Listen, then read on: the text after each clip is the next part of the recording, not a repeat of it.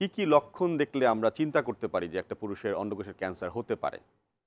আ এখানে বেশ কিছু ধরনের লক্ষণ আছে। সবচেয়ে ১ম এ যেটা বলে নেওয়া ভালো যে আ অধিকাংশ ক্ষেত্রেই আমরা দেখি যে কোনো লক্ষণ নাই। আচ্ছা।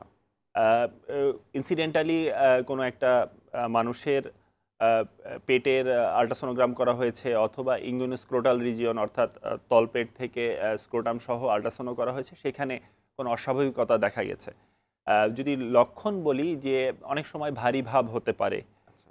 পিণ্ড বা চাকা খুব সহজে দেখা যায় না যদি না সেটা খুব বেশি বড় হয়ে যায়। অনেক সময় যদি বেশি অ্যাডভান্স স্টেজে চলে যায় তাহলে পেটের মধ্যে লসিকা গ্রন্থি আমরা যেগুলোকে লিম্ফ নোড বলি সেগুলা ফুলে যেতে পারে।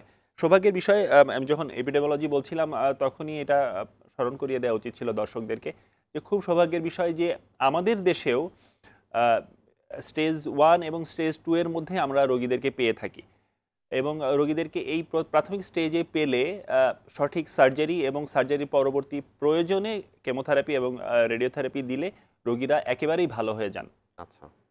এটা একটা ভালো নিউজ যে আমরা বলতে পারি যে ১০০% ক্ষেত্রেই আ এটা সুস্থ হয়ে যাওয়ার সম্ভাবনা আছে। আছে কিন্তু এখানে একটা ক্যাচ আছে রাজীব ভাই। সেটা হচ্ছে যে আ এটা আমরা আমাদের এর আগের আলোচনায়ও আলোচনা করেছি যে আমাদের রোগীরা আসলে জানেন না কোথায় যেতে হবে এবং আচ্ছা। কখন যেতে হবে।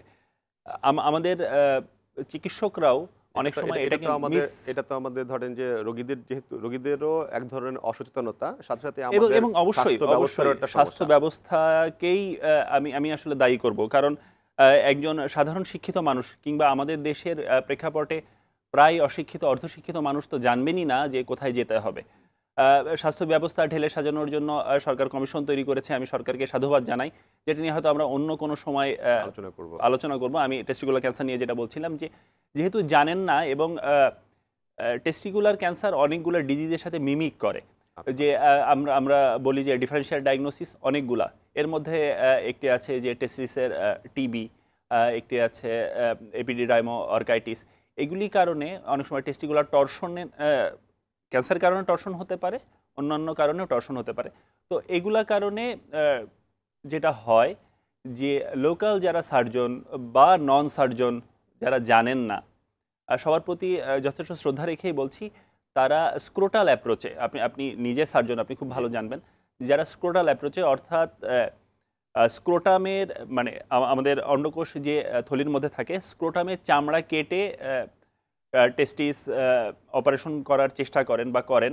এটাতে হয় কি যে এটা ভেরি আপ স্টেজ হয়ে যায়। কারণ স্ক্রোটামের চামড়া কেটে টেস্টিকুলার সার্জারি করা কোনো ধরনের রিকমেন্ডেশনে নাই সারা দুনিয়াতে।